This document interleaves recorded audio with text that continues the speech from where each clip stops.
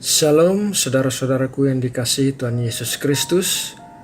Kiranya Allah Bapa memberikan kita sukacita yang penuh di dalam masa-masa kesukaran kita, agar kita bisa kuat bertahan dalam iman dan pengharapan kita kepada Tuhan. Tema renungan kali ini adalah manusia akhir zaman. Mari saudaraku, kita berdoa sebelum memulai renungan ini. Bapa yang baik, kami bersyukur untuk segala apa yang telah kami lalui sepanjang hari ini.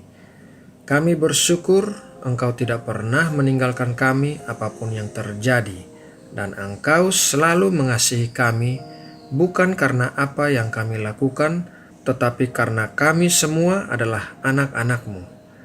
Sebentar kami mau mendengarkan firman-Mu. Kami siapkan hati dan telinga kami untuk menerima pengajaran-Mu ya Bapa. Dalam nama Tuhan Yesus Kristus kami berdoa. Amin. Saudaraku yang terkasih, ayat Alkitab untuk renungan ini diambil dari 1 Timotius 4 ayat 1-5. Tetapi Roh dengan tegas mengatakan bahwa di waktu-waktu kemudian ada orang yang akan murtad, lalu mengikuti roh-roh penyesat dan ajaran setan-setan oleh tipu daya pendusta-pendusta yang hati nuraninya memakai cap mereka. Mereka itu melarang orang kawin, melarang orang makan makanan yang diciptakan Allah, supaya dengan pengucapan syukur dimakan oleh orang yang percaya dan yang telah mengenal kebenaran.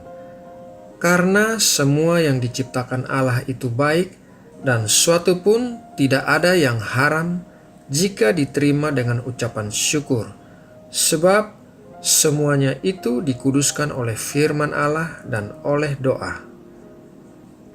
Alkitab memberikan gambaran tentang apa yang akan terjadi pada akhir zaman dalam kehidupan gereja dan manusia.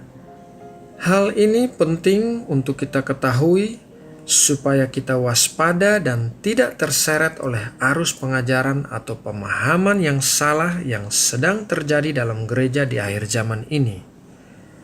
Beberapa gambaran Alkitab tentang keadaan akhir zaman adalah: pertama, terjadi pemurtadan atau orang percaya meninggalkan imannya. Sebuah kenyataan yang akan terjadi di akhir zaman bahwa akan ada orang percaya yang murtad atau meninggalkan imannya kepada Tuhan Yesus karena mengikuti ajaran-ajaran setan dan roh-roh penyesat.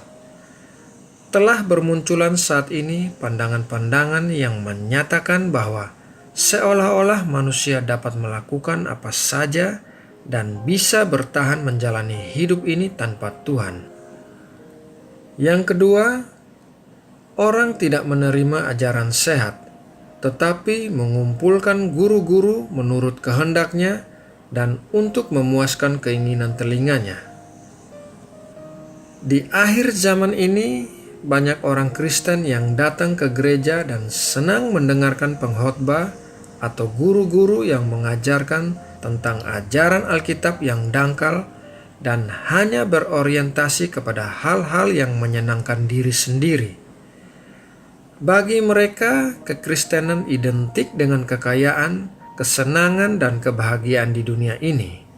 Mengikut Tuhan Yesus dapat dijalani sambil berkompromi dengan dosa dan hidup di luar kebenaran. Khotbah-khotbah yang menekankan kesucian hidup dan siap berkorban bagi Kristus dihindari oleh mereka, dan orientasinya hanya kepada pengajaran yang menyenangkan manusia dagingnya dan kesenangan duniawi. Yang ketiga, orang-orang yang meragukan kedatangan Tuhan Yesus.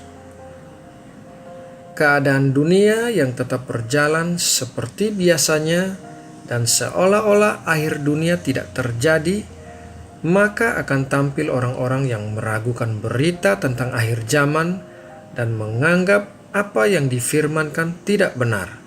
Namun Alkitab dengan jelas memberitahu kepada kita tentang kedatangan Tuhan yang pasti, dan kita harus selalu siap karena hari itu akan tiba dan tidak seorang pun yang tahu. Jadi, kesimpulan gambaran Alkitab tentang keadaan akhir zaman adalah: pertama, terjadi pemurtadan atau orang percaya meninggalkan imannya.